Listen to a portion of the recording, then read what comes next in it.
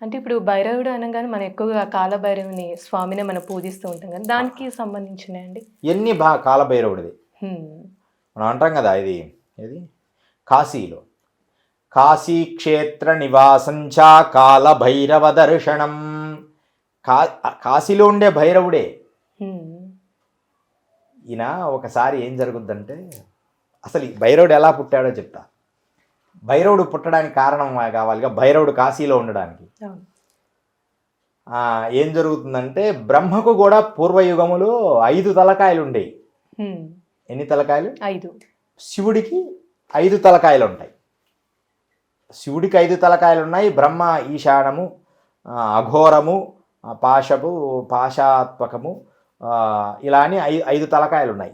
ఈశ్వరుడికి 5 తలకాయలు ఉన్నాయి, బ్రహ్మకు 5 తలకాయలు. బ్రహ్మదేవుడు అనుకుంటాడు, నేను చాలా గొప్పవాడిని, నాకు కూడా 5 తలకాయలు ఉన్నాయని ఏదో అనుకున్నాడని, ఇదంతా కథ అనుకున్నాడని. అప్పుడు కాలభైరవుడు, వీరభద్రుడు జస్ట్ మనం చిక్కుడుకాయ ఇట్లా పండుని ఇలా గిల్లుతాం కదా, అలా బ్రహ్మదేవుడిని తలను ఊరికి అట్లా అన్నాడట ఆయన శక్తితో. ఆ తలకాయ ఎగిరిపోయింది. అయినా కూడా బ్రహ్మహత్య చుట్టుకుంటుందిగా, పెద్దవాళ్ళని తలకాయ కట్ చేస్తే. దానికోసం ఉన్మాత్తి అయి బైరాగి పరమేశ్వరుడికి పాపం వచ్చింది.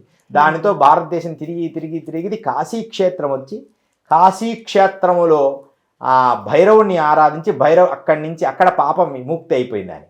అక్కడ ఆ పరమేశ్వరుడు ఆ వీరభద్రుని అక్కడ పెట్టి, అక్కడ మొట్టమొదట భైరవ దేవాలయం మొదలైంది.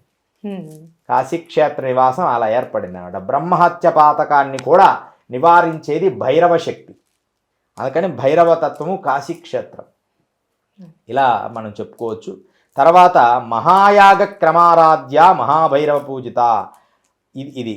తర్వాత ఇంకొక శ్లోకం కూడా ఉంది. రహాతర్పణ యాగము చేత రహస్యముగా యాగ యజ్ఞముల చేత సిద్ధి పొందినది అని కూడా అర్థం. తర్పణములు అంటే లలితా సహస్రనామంలో వస్తాయి ఇవన్నీ కూడా. అంటే అంత కనెక్ట్ అయి ఉంటుంది. మన భారతము, మన హైందవ ధర్మాలలో ఉన్న గొప్ప విషయం ఏంటంటే అమ్మా, వెతికితే అన్ని ఒకదానికి ఒకటి కనెక్ట్ అయి ఉంటాయి, అన్ని లింక్ అయి ఉంటాయి. మన కెమిస్ట్రీ లాగా.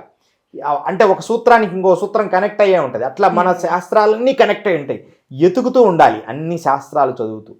ఇట్లా భైరవ తంత్రములో రహస్తర్పణ తర్పిత అంటే మన ఏదైనా యాగము కానీ తపస్సు కానీ రహస్యంగా చేయబడాలి. ఈ భైరవ తంత్రం, ఈ భైరవ తంత్రం అనేది అమ్మవారు కూడా వీటిని సాధన చేసింది, పరమేశ్వరుడితో చేసింది.